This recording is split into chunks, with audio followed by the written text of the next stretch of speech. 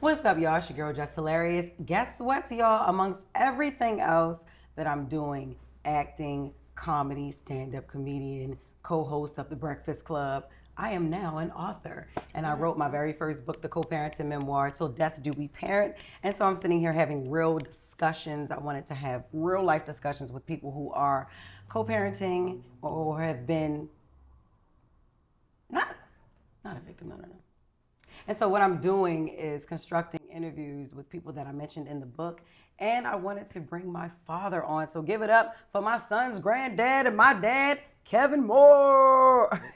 Thank you. What's up, Dad? How you feeling? Not much, beautiful. Hanging in there. It's a Yeah. beautiful day. Beautiful you. Thank you. Beautiful I us. appreciate that. How you feel about me Congratulations. being an author? I know, amongst other things. Right. Like another that dash. I'm proud of you. Thank you. And this is right at home, something you used to, something you lived. So I know it's from the Yeah. heart. So Yeah. it's gonna be good. Can't wait to get one myself. You know, one thing that I always think about, right? I think about, you know how some people, they grow up and they don't really get into their parents' business like they should. I always ask. Now, I've asked Mom about her parents, and you know, both of her parents were living at the time when I asked her. You know, God rest my grandmother's soul.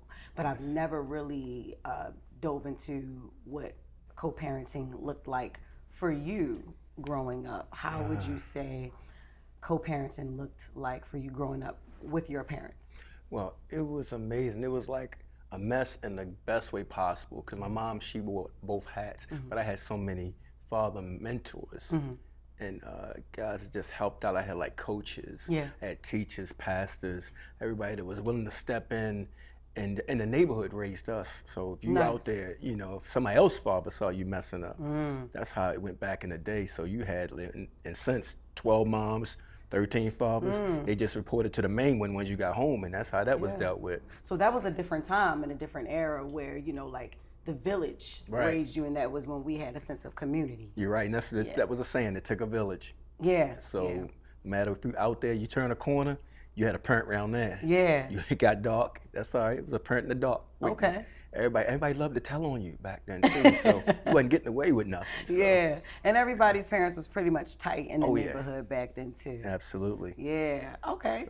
So your dad, you had never really, like, you never met him, you didn't know him. Right, I never know. I met him once, and I had a vivid thing, but he wasn't missing because it was like I said, I had so many, and if I did, it was only for personal reasons. Like, Gotcha. am I like him? But you grew up around who you are. You start to emulate who is there. Right. You know, so Right. I had a little bit of coach, a little bit of pastor, a little bit of my other friend's father. You know, it was somebody that was always around.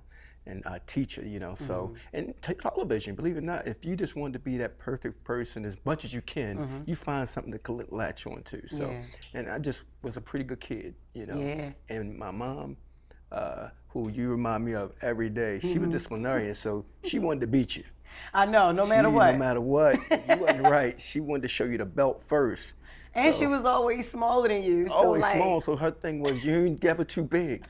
And she had what, you know, her thing was like, I'm gonna lead you with this, and it could be your belt, her belt. It was always a belt to show you. I ain't get it a lot, but I knew where it was. So she was waiting for them moments because she had to be that single parent. She had to be that tough one too. Yeah. So we didn't get a whole lot of, you know, soft mom. I know? got you. And then I was helping out with my sister, so that's how we made it work there. Yeah, you definitely helped raise your sister. My aunt always tell me, like, your father raised me. He helped raise me. He helped grandma raise me. And so how did that get you ready for co-parenting with me and my brother?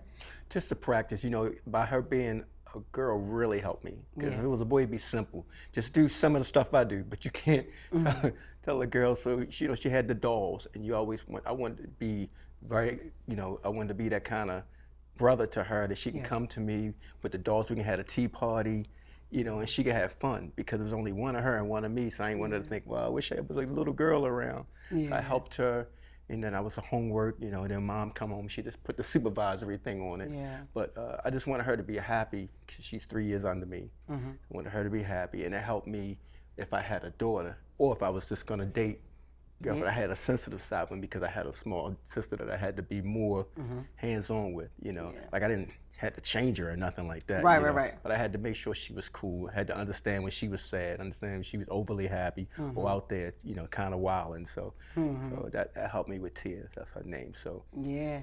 And you mentioned kind of wild, and I got rebellious, and I was kind of wild in my teenage years. How did that affect you? Because I know, like, I didn't really get bad and testy until I became a teenager, until I jumped off the maybe porch like a little 15. bit. Yeah, maybe like 15.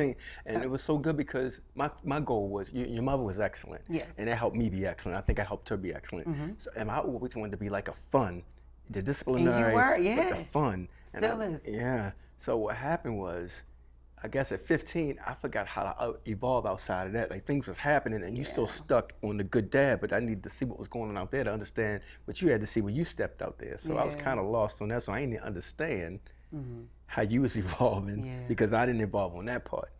We were so cool that when you came over the house, when you got back in the house, you know, you had fun. I mean, hang out with my dad, but when that phase changed, I got lost in there when it's boyfriend time, you know. Yeah. And so the only thing we could take from that is, well, we put this in and we instill this in her. So when she get out there, she'll do her thing. But I think now, not going out there with you, but just kind of having your ear to the ground of what's happening outside, then I understand what you bringing back in or what you had to be out there for. So you let you go, but understand what can be the new potholes out there. Yeah, absolutely. You know. But I think you did great. Like that's one thing that I can always say, like, you were always the best father and a great father figure to others, you know, as well, who didn't have, you know, fathers or, you know, that wisdom of, like, you and mom used to, like, play like parental figures in the hood to people, you know, who parents weren't home or who parents were strung out or who parents just wasn't around. So that's one thing that you and mom always did right was help kids grow and help kids grow up and show them, you know, you don't got to be out here being a knucklehead. That's what I do remember. And do you remember, I know you remember this, when Kevin, my brother, used to get in trouble, instead of like putting him over the knee, whooping his ass, you had a different type of discipline that you would get them boxing gloves, right? Tell him to put the boxing gloves on, meet you down in the basement, and y'all would spar. And he could never, ever beat you. Right, and half of it because he had too much respect. I'm like, this is your time. To really try you. This is, I'm telling you, nobody knocking each other out, but you better swing because I'm going to swing on you. It's better than a beating. Your mom want me to beat you. Yeah. So you got 3 minutes. You hit, I hit. No faces. You know, I'm not going to hit you in your face. You don't hit me in my face. And he would just like tap and tap side to push him, make him fight back. I love it. You know, but he talk about it now. Like, he'll say, like, I ain't want to hurt you. I ain't want to hurt you. Yeah, I'm like, nigga, you lying. Daddy would have broke your ass down, nigga. You wasn't never stronger than him. Too slow for And he one. was bigger than you. That's why I'm like, you really do get that from your mother, because grandma always been smaller than all of us, and she still whoop your ass. But you were always smaller than, you always like, you know, stocky, but like never like taller than a lot of people. But that's why your nickname was Monster. Yeah, you had to be that. So you can't go tall. You might as well go out, get a little muscle on you. Break them down, man. You got to break them down. You close one to the ground, use that at your advantage, you know. Yeah. Swing, get yourself, you know. That's right. So I just went, and it was teaching them too, like how to defend himself. You know, like if boxing was going to be a thing or just self-defense, you know, but turn it into something. If you're going to get in trouble, you know, it's still fun if he'd have did it right. But he made it seem like we might as well just went on and got a belt at the time. But that was a good method, you know, for a son, you know, let him know that, you know, you're going to make mistakes, but here's a punishment. We're going to do it a different way. Yeah. So I admire, like, how your parental skills were, like, raising us when you didn't, you know, have your own father. Now, well, you didn't have a father that you knew, you know, just figures and mentors and everything like that. Now, how would you say that affects you as a adult? Do you ever think like, damn, I do want to, you know, in your older years, like, I do want to meet him, or I did want to meet him, or I want to find him? Or... Yeah, in the past tense, I'd say I did. Now, it doesn't matter because, you know, because after 50s, whatever I do now, I'll probably do what old people do now as you get 50, 60. But when you're 20, you're like, I wonder, was he like that when he's 20? You're 30, you know, for a while, you grew up with the Napoleon complex, because I'm like, I stopped growing. You know, I stopped getting tall. Right. So did he deal with that too? Like, tall? Did he act tall? Was he short? Did he act short? Did he, how did he get in there and just, did he amend himself? Did he like go skilled? Was he fast? Was he slow? All those things you wonder, but as you live them, you're like, okay, if he didn't, he missed out, because I did it, you know. That's right. So and then like, again, I said I had mentors that was doing stuff too, like, you know, had athletes in my life that, you know, that ran fast, so they lift weights, so I'm always kind of. Because you were always disciplined. You were a Marine. You went straight from high school to the Marines. Yep, and that was that Napoleon complex. So I'm like, look, everybody kept saying, don't go to the Marines, you know, like, go to the Army. So we're leaning, black men go to the Army. I say, no, maybe it's softer, black men go to the Army. Right. A Marine's gonna put you straight. They're gonna hurt you. So I was like, well, I'm gonna make it. And then after I made it, I was like, I don't really want to be. I just want to make the boot camp to show everybody I can be in the Marines. But now I don't want to be in the Marines. Now that I make it, but you can't back out after you So you just wanted to prove people, to people but that I couldn't you could sign do up for the this. boot camp. I had to sign up for the whole thing. Damn. But I came home like, now I probably could do the Army. Now that I did that part, but there was so much more to it. The Marines they break you down in syllables, literally. Yeah. So if you didn't have a certain skill as a man, going from boys to men, you left there with it. Now if you kept it, that's on you. You got a horn on it. And the good thing is, I was on the brink of family. Your mom was right there. We got married right as I finished boot camp. Okay. So I was still learning some man trade, how to survive, really getting into who I was. As she was there, you know, we had Noonie, and then you came, so it just was natural to have a basic, you know, paternal instinct, you know. Yeah. But I just still didn't want to be the parent, just to be the one, like a disciplinary, or the provider, protect. I wanted to be the fun too. Yeah. So I just wanted to make everything fun. You didn't make us go to church. Nah. Mine was to keep us in church, or if you did go to church, you'd be like, all right, you can ride with me, because you would always come to church late. He would get to church so late, and then he would do these things called power moves. So my father always had a truck, and the first truck, I remember, I love it. I wanted one too. Isuzu Trooper. Yes. It was like army green, and it was a dope ass truck. He had the rims on it, the detail, the grill was nice, the tents, and he would like ride up on a curb and be like, all right, I'm gonna do this power move. So he made the trip to church so fun before we had to go in there and get breathed on and sweated on and watch everybody shout and stuff. And we used to think everybody was faking until I grew up and actually caught the Holy Ghost. So, you know, and that was one thing I always said. I always was like, soon as I get, me and Kevin used to tell each other, me and my brother used to tell each other all the time, soon as we get old enough, we're not going to church. And then I got older and I realized how much I needed it. Yeah, church is really the way to go. Or it's the way you can go to church where it's you the way gotta sit you in go there to all church. day.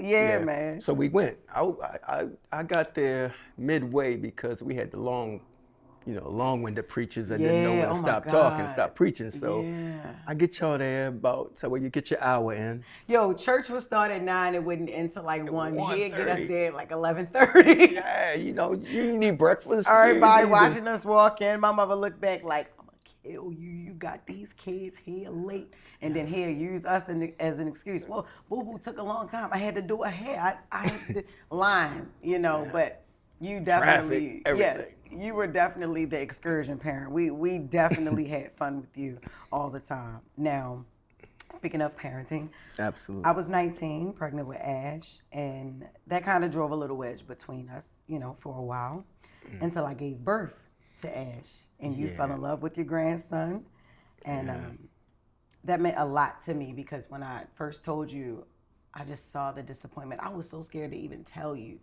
But then I was like, oh my God, I was going back and forth in my mind, like, oh my God, should I get an abortion? But then I need my parents to get an abortion, because I don't want to walk in there by myself, you know. So I was very, very afraid, but I knew no matter how angry or disappointed you would have been with me, you would always be there for me. You know, what was that initial thought in your mind when I told you that I'm pregnant? I was thinking you weren't ready. I think that's the first thing I said, but it came out so It wasn't received well when I said it because it should have been an excitement first, an expression like, oh, great, but do you think you was ready? And I think I didn't ask you. Yeah. I was just telling you weren't ready. But it's because at the time you was, like you was said, young. you not so much. You were late 19, which is not a bad age at all. But I think you wanted to. Then you say you wanted to be a mortician. I did. You was what's a forensic doctor, science? forensic science. You was, a doctor, doctor. lawyer. You was still figuring that out, and I was like, this is not the time to be, pregnant because you haven't really figured it out and you're not quite on the road you want to be. Yeah. Now you got a baby, so whatever road you take, you might have to be stuck on that because you got to pay some bills, you got to get ready, a responsibility got to kick in really before you can. And we was always had your back, like, okay, you could start over. You launched, relaunched, stopped, relaunched a couple times, wrecked some cars, but you were still learning. So, but now it just got serious all of a sudden. Yeah. And I didn't think you was ready for that. And then I didn't think Rome was ready either. You know? So and then what were your first initial thoughts about Rome? Because I know that was a big thing too. I've read about that in a book as well. Oh, and he knows. But what was your initial thoughts when you, first of all, you see that I'm pregnant. I just told you that I'm pregnant, and then you meet the guy I'm pregnant by, the boy at the time that I'm pregnant by. Ooh. Man, what was that? Like him? Kind of like that, but it could. I probably would have been him to anybody. Yeah. But he was just so much like you. I mean, he wasn't. If anybody was, you was more ready than him to be. And I could see that right off the back because he was fun. And when you introduced him in the beginning, you didn't introduce him as your boyfriend. Mm-hmm. You introduced him as this is my friend, and not the friend, like friend. So I'm like, okay, kind of I was scared, cool. yeah. But he was like, but he was so extra and having fun, which he should have been. And at he was that a age, diva he was. Too. Yeah, and he wanted to be. He was a perfect friend. Mm-hmm. So he wasn't ready for any responsibility outside of just the party. Yeah. Let him bring the chips. Yeah, right. So, right, not a baby. Just bring the chips. Or lead the line dance or whatever y'all was doing at the club and shots first. I couldn't see nothing outside of that for him right there in that meeting, that time right there. Yeah, and I never forget. He was like, how you gonna be with a nigga that think he prettier than you and shit? Like, I remember they stayed that. In the mirror exactly the same. It was like gold medal, silver medal. Right. Silver medal, gold medal. It was like a photo finish. Like, and we he didn't have that much hair. But he had to make sure it was brushed and laid down and then relaunched and brushed and laid down. And then it was like, I don't know what's going on here. He's not the man right now. Not the man right now. Yeah. So I didn't like him for that. Yeah, I know. But I liked him as a person. Didn't like him for that role he was about to go into right there. So, what was that moment that that actually catapulted y'all from that first initial reaction that you had into like a beautiful relationship? When was that moment that you actually saw him as like a son and you were like, okay, all right, put all this shit to the side. And all right, this is my grandson's father. I will accept him as a part of the family. I know exactly when he was born, and we all came to the hospital, and he could not. He was holding that boy for dear life. Like he wouldn't get it. If this was a chair, he had footprints that he had to put his feet in, and he was, and he would like let us hold him a little bit. He want him back, and I said he gonna get it. He gonna get it. And all of us felt that way our first time, like. You learn, you know what you got, and then you just start, the skill just kind of come to you, and you pick up what you pick up. But I knew he was going to give it his all, and I started feeling him like, well, if he need me, I'll definitely be there to help him. If he fall, I catch him, I pick him up. And you were. And he was a really good guy on that day, that birthday. Yeah, and I love that. I do remember that. And also, you and his dad, we find out that you and his dad went to school together. You knew his stepmom. Yeah, my mom knew his mother. We went to church together, everything. So like, what was that? What are the odds of that? You and his father going to school together? Right, he sat beside me in 2 classes, math and science. So I knew his dad was smart. I lost grip of everybody when I went to the military, but he was a good guy. And I was like, Ray, your father? And you could say like, oh yeah, you're a Ray's kid. How is he? Just like him. And he was like, yeah, well, me and my father, blah, blah, blah. And and I started running into him because of Jerome Moore. Yeah. Like, okay, so he kind of united a friendship too. And I knew his stepdad because Ray was also started dating a girl that was going to school with us too. So I knew his stepmom. So I was like, wow. Yeah, it didn't help the like part, though. I know. Yeah, I was it just helped kind of out the hoping that nucleus did of help, people. but it didn't help at all. He So I was said, like, okay, yeah, well, I we know got it's a nice father. little nucleus going for them, too. Right. I know them, they know us. Right, So right. the family kind of knew each other, was familiar Yeah. with each other, so that was good. Yeah. I love that. I really do love that. And then you fell in love with my son. Yeah, your grand Yeah. buddy, man. And like, you taught Ash a lot, right? Me and Rome had Ash young. So it was a lot of figuring it out, and I had more help than he did because unlike Rome, I had a lot of structure growing up, and you and mom always did y'all best to make sure we knew what morals were that we aligned Yes. with whoever we were going to be with, and whatever we did, we practiced our faith all the time. So I had a lot of great structure and discipline, and I had a structured foundation. What were some things you feel you may have gotten wrong in regard to parenting? Believe it or not, and it's not even to sound like I was blowing my own horn, but not much, because I had so many to take a little bit from here, take a little bit from there, didn't add what I wanted in it. But as I think, like you say, as the teenage years got away, I wish I was a little bit more hip what was going on out there outside of that, so I knew what you was going through and understood that more. Instead of just letting you do it, I just trusted you to do it, come back in and be the little sweet Jess again. Yeah. One of the moments that got me, I don't know if I can help you, is when Go you ahead. finally snuck Go your ahead. first tattoo. Oh shit, yeah. I got my first tattoo. I got my first tattoo in the nigga basement. I was like, what the hell? Your mom called me with that one.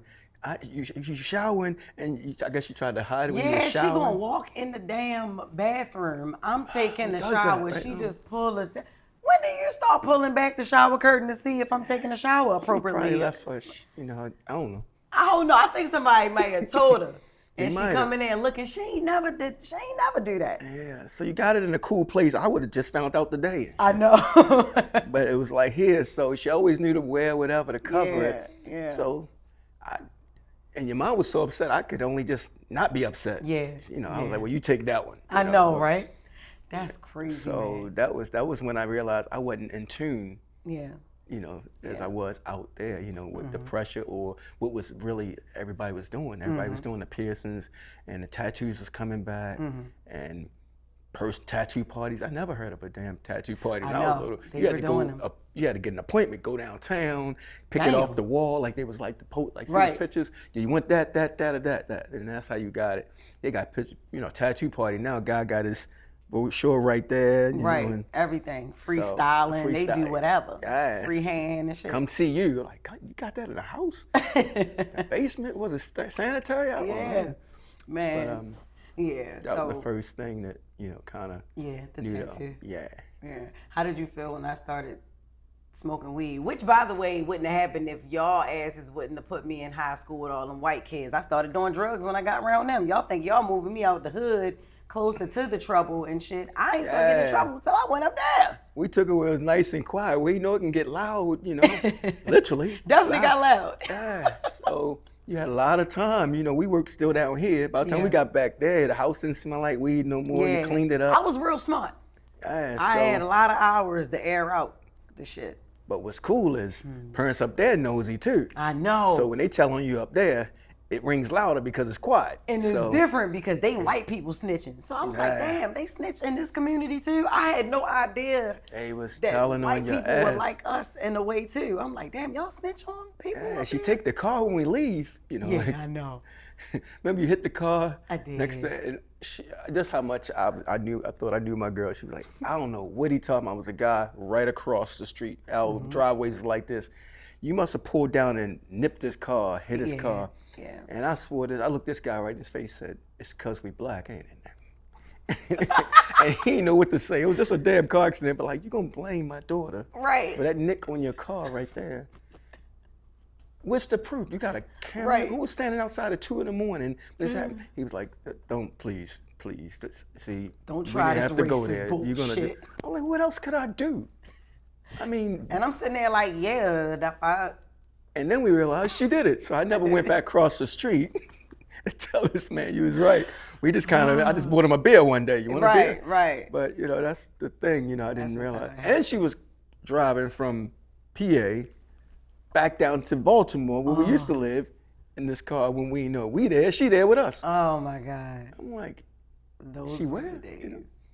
I know. So, yeah, so like I said, if I had to regret anything, just be more as you evolve with you, but not with you, but outside with the things could happen. Because your friends was, they was all but snitches anyway. I know. All I do is ask them wrong or just know what's up to say, and they slip up and tell me where y'all was at. Yeah, no. But no. But I want to answer the question when I asked you, what were some things that you feel like you may have gotten wrong? I don't think you got anything wrong. Like, Thank you. You got nothing wrong. I wouldn't regret or have you go back and do everything over and change anything. I would, if I had to relive again this same life, I would choose you again and again and again. All my mistakes, and every time you got angry with me, I would do it all again. You never did anything to make me think you were less than a father. Like, you are the person that showed me everything.